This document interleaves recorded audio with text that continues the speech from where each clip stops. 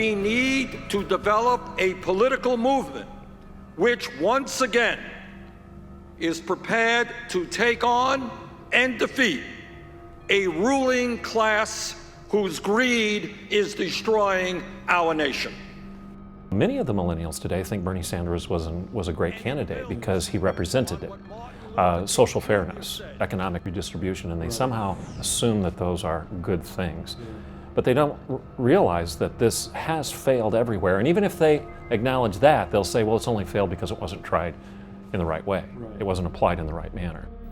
According to a recent Harris poll, 49% of millennials, people between the ages of 23 and 38, prefer living in a socialist country. What is behind this increased acceptance among young people? I believe one of the greatest concerns we should have is what's happening in our public school system. They are indoctrinating our children.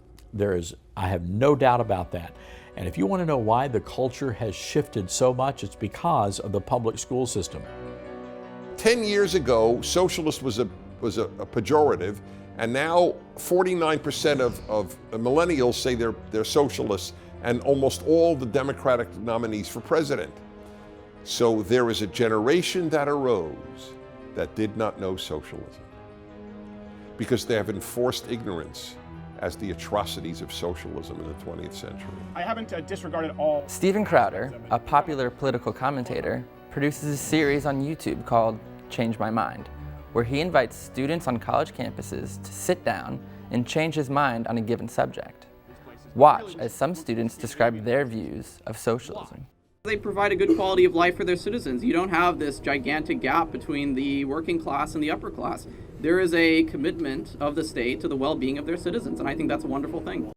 I think that, blanketing these statements that socialism is evil is driving our society away from a couple of beneficial policies. One of them, I believe, is guaranteed basic income. It's the product of this one-sided, brainwashing education system masquerading as an education system. If you look at the polls, you'll see that most of the people who have a favorable opinion towards socialism are young. They're millennials or younger. At 18 years old, your brain is not fully developed. And that is one of the most impressionable ages that periods of your life. And what you're going to hear from professors that are hardcore leftists is going to impact you. I recently went to Miami, Florida for the first Democratic presidential debate. I asked people on the street whether or not they thought socialism is being pushed through America's education system. Something's going on in the education system that it's indoctrinating these kids into thinking that socialism is something that's good. What they're teaching in these schools, they're completely avoiding the actual factual history of what we went through to get to where we are, like with capitalism, the free markets. And they're ignoring what's going on in Venezuela, they're ignoring what's going on in these other socialist countries that are going bankrupt. Well, more than 60% of our population has been schooled by the public schools. We understand that teachers teach people how to become better human beings. If you are listening to your teacher, you're a socialist.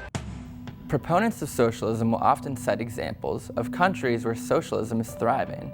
But is that really what's going on? And I think we should look to countries like Denmark, like Sweden, and Norway, and learn from what they have accomplished for their working people. Socialism as an idea pretty much became very weak in the world until the left globalists said, wait a minute, let's stop talking about Soviet-style socialism. Don't talk about Venezuelan socialism. Let's not even talk about big welfare in California or big welfare in countries like Italy. Let's just talk about the Nordic countries. Nordic countries are not socialist. So the Prime Minister of Denmark came to US at the end of 2015, went to Harvard and spoke, and he said, stop saying that Denmark is socialist. We're a market economy. And he's absolutely right. My response to them is, socialism never worked anywhere. It didn't work in Cuba, didn't work in Venezuela, didn't work in Eastern Europe, didn't work in the Soviet Union.